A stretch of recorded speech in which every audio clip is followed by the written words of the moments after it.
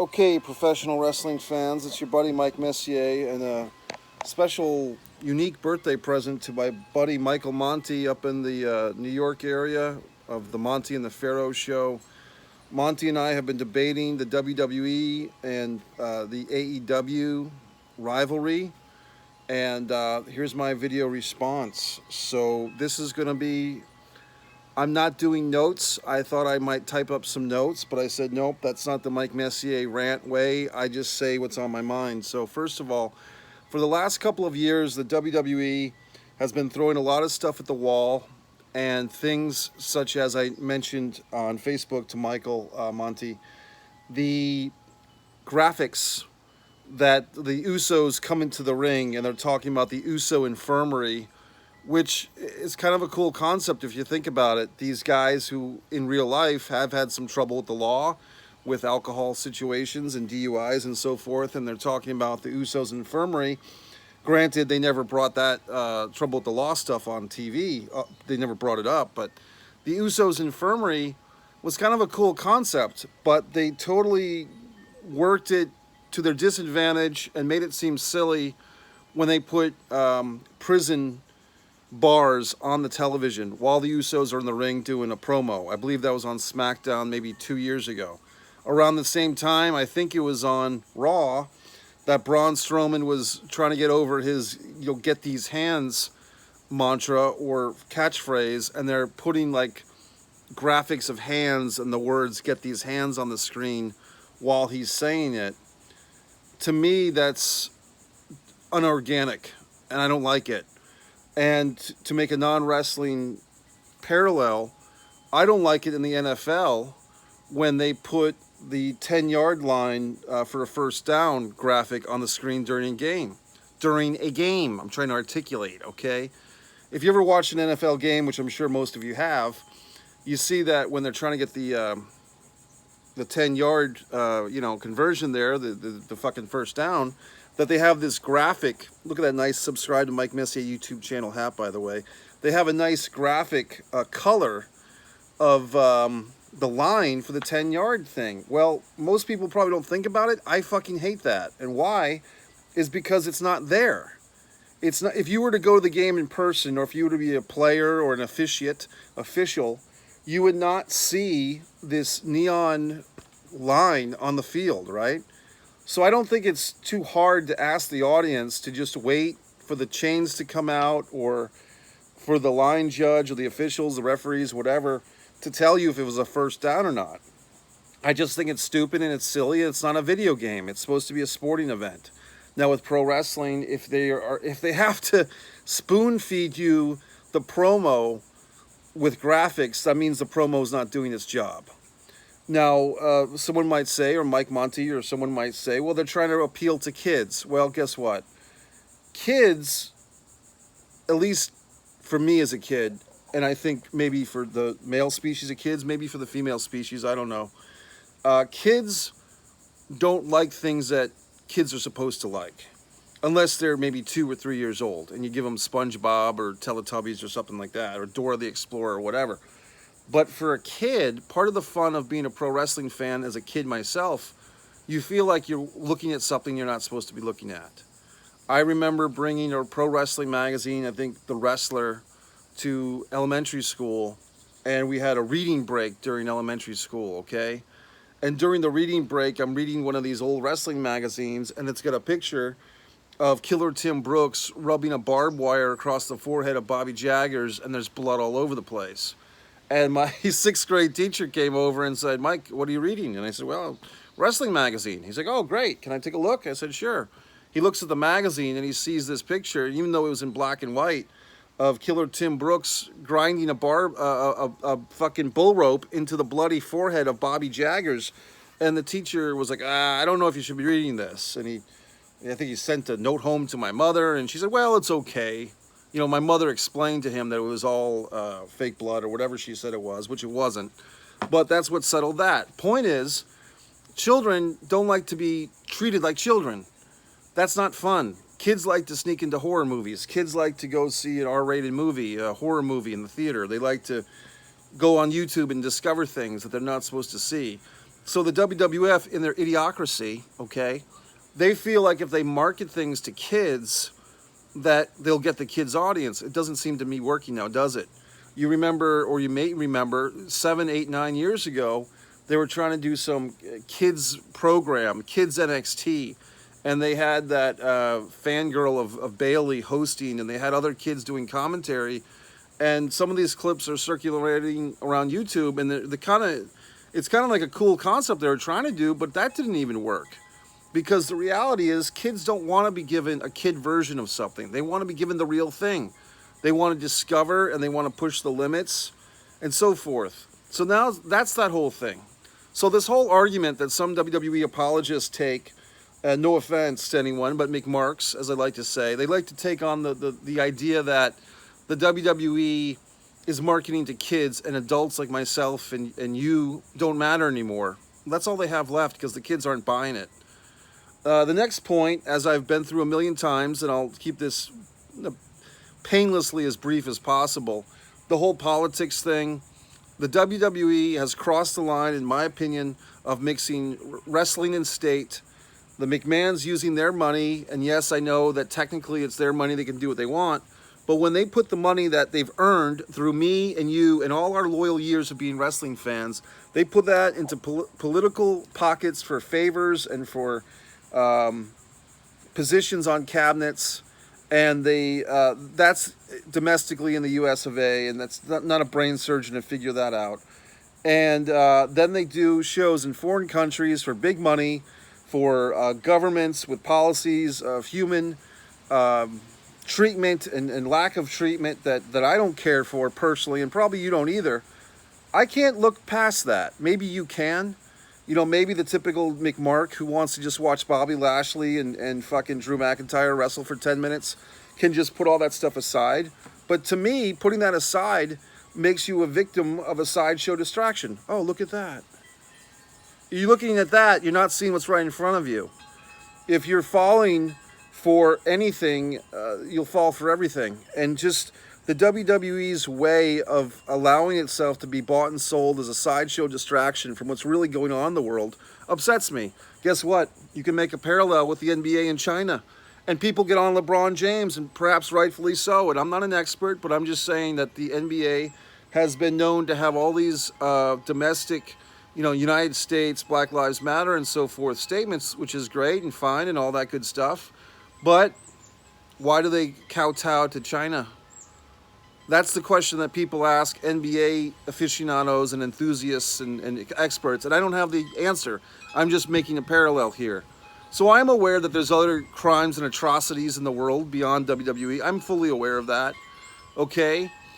Next thing is the creative. Here we go. If you just want to talk about creative WWE, I know what upsets me is that 2002, going back almost 20 years, I applied to the WWE, put together a hell of a great storyline, sent it into them, a great storyline that could have been so much better than the 20 years of crap we've had ever since, and they sent it back to me, and I could just tell by the pages were untouched, like nobody ever read my storyline. Flash forward, December 2007, I had a job interview in Titan Tower for the creative writing team. I've discussed that. I brought the same storyline, I modified it, I updated it for 2007, and I also had my Kardashians McMahon storyline, which would have been a hell of a fucking money storyline, and I presented that to them, and I just get the shabazz, okay? No job, no career.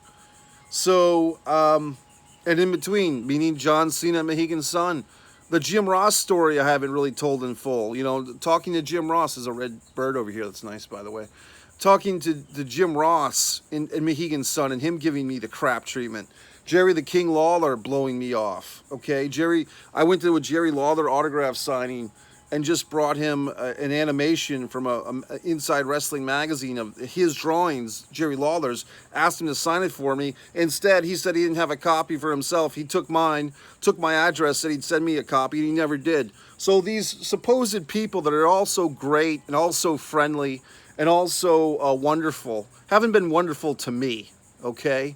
So I can only speak from my experience. Met Kevin Dunn at Mohegan Sun. Yes, everyone talks about Kevin Dunn. And I explained to him my storyline. And you know what he said? Oh, your storyline, that's the dead zone you're talking about. So a wrestling insider term that no one ever talks about, the dead zone. Kevin Dunn said that my storyline was to fill the dead zone. Okay, and you don't even know what that is, but maybe one day I'll tell the story of the dead zone and explain it a little bit more. But Kevin Dunn understood what I was trying to do with my storyline. I said, Kevin, let me hand you the storyline. He said, oh, I'm going to go gambling. I don't want to disrespect it. Call me tomorrow at my office. And I just knew. I'm like, I'm not going to be able to get through to you. And, of course, oh, no, call my office. You'll get through. Of course, I called the office, couldn't get through. So all these stories that you read about in wrestling books, Diamond Dallas Page, Mick Foley, all these things they tell you about these guys who went through the back door or they met somebody who looked out for them, these haven't worked for me, okay? So I'm a little, fucking bitter. How about that? I've gone through the fucking internet, and one thing I goddamn fucking hate, every couple of months, every couple of years, some asshole friend of mine has to send me some goddamn link. Oh, Mike, here WWE is hiring for creative writing assistants. I shouldn't be the goddamn assistant, first of all. I should be the head of fucking creative, okay? So they send me these goddamn URLs, I fill out the fucking thing, and it's just a waste of my fucking time. So when I started becoming the angry wrestling fan, my true goddamn self, I made a silent vow that I would, fine, I'm blackballing myself, because I'm going to speak my truth, I'm going to speak the truth on behalf of all the goddamn wrestling fans who are either angry or too lazy to be angry and need to have a kick in the goddamn balls to be angry about the state of WWE. And I'm going to lay out the truth. And if that means crashing and burning and sacrificing my chances of working for the goddamn tower, so be it. But now that the things have unfolded and we see how they've bought and sold their souls and do these Saudi Arabian shows, and I'm trying to speak here, okay, birds? And when they fund these political people, it worked out for the best, because I'm free. I'm a free man. I'm not a WWE meat puppet who does things that they tell me to do, okay? So we talk about creative. You talk about, that bird's pissing me off. You talk about creative, and there's just a lot of things of the WWE creative that are just non-creative. I mean, how many times can you see the storyline of the tag team partners that don't get along? That was a Paul Heyman thing that he did with Lance Storm and Chris Candido, but of course other promotions have done that. You could go back to Bruno Sammartino and Pedro Morales and the Salt in the Eyes from Mr. Fuji and Toru Tanaka and the Shea Stadium match, the tag team partners that don't get along storyline. But Paul Heyman put his signature on it with Lance Storm and Chris Candido. They played it out. And WCW did it with Goldberg and Brett. And WWE did it with Undertaker and Stone Cold and Shawn Michaels and Stone Cold and so on and so forth and so on and so forth. So the point of the matter is this, that storyline that WWE trots out now quite regularly, we've all seen it a million times. You know, Kurt Angle and Chris Benoit did it. So that storyline of, oh, these guys are tag team partners, but they don't get along, we've seen that. Every time it seems that WWE has something new and unique, the Hurt Business, just this year. People were waxing nostalgic or getting excited about the Hurt Business. Bobby Lashley, Cedric Alexander, all these guys, Shelton Benjamin, managed by MVP. And so what do? They break him up for no reason. And then Cedric and Shelton just become job guys or guys without even intro music. You know that you're sucked in WWE when they come back to commercial break and you're already in the ring and you don't even get your music. So you knew that they are in the crap zone. The things that they do with the women, all we hear about is this women's empowerment from WWE, yet they had the one and only Women's Evolution pay-per-view one time, and they did that one-time show, in my opinion, as a make-good for not having the women on the Saudi Arabian show. And they haven't done a second Women's Evolution, although it was well-received critically. So, the Hypocrisies, WWE is known for lying all the way back to WrestleMania 3, if not before. This is the first time Andre the Giant will meet Hulk Hogan. That was a lie. Okay, they had met in 1981 in Shea Stadium. So many fucking lies. And when I was in the middle of Raw protests, not watching Raw for about 14 months, they did those 2 out of 3 falls matches, which I did not watch. But I mean, people are tweeting about, oh my God, this is so stupid, this is so confusing. How can you have a 2 out of 3 falls match on Raw? Because they just didn't know what they're doing. The bottom line, as painful as it fucking is, I've talked about this, other people have talked about it, Vince McMahon himself might be suffering from age issues. And that's not a joke, that's not a rib, that's not me trying to be cute or funny or provocative. But people, Ambrose, Moxley, whatever, has spoken about it, I believe, that Vince seems to be suffering from getting older. And if he's still in charge, and the Triple H or Stephanie or Shane McMahon, they don't make a concerted effort to force him out of the chair, as Moxley said, he will die in the chair. So I don't know what to tell you. I mean, our whole lives, for 30 or 40 or 50 years, we've been watching this sick, twisted vision of WWE from this madman, and we continue to as he falters into old age and decrepitude. And it's not a joke. I'm just saying it's what it appears to be. Now, you might be saying, well, gee whiz, Mike, what can we do? We're pro wrestling fans, and I present to you the alternative of AEW, which is not perfect. AEW is obviously not perfect. They have, as my friend Tommy said, filmmaker Tom DiNucci said, they have trouble sticking the landing. They have trouble with Jericho getting knocked off the top of the blood and guts cage. My opinion, a better thing to have done is when MJF pushed Jericho off the blood and guts cage, they should have cut the shot right there. Like, just have the back of Jericho and the back of his elbow flying off camera, and don't even show him falling into the cushions and so forth. People might say, oh, we didn't get to see him fall. Well, they could have built that up. Like, it was so gruesome we couldn't show you. And he hurt his elbow. And the people like myself that were live there in attendance would know better. And you could see, for the intelligent fans, you can see my video capture of Blood and Guts. If you want Blood and Guts, you got it. Unsubscribe to Mike Messier YouTube channel. So what else? AEW, far from perfect, but I mean, if you watched Double or Nothing the other night, and I wonder how many of you people that have opinions actually cared to watch it, and you might be saying, well, why should I spend $50 on this pay-per-view when I can watch all the WWE I want for $5 a month or $10 a month? And I don't have the answer to that. You make your own decisions. But for your $5 or $10 a month for Peacock, you're eliminating Roddy Piper from WrestleMania 6.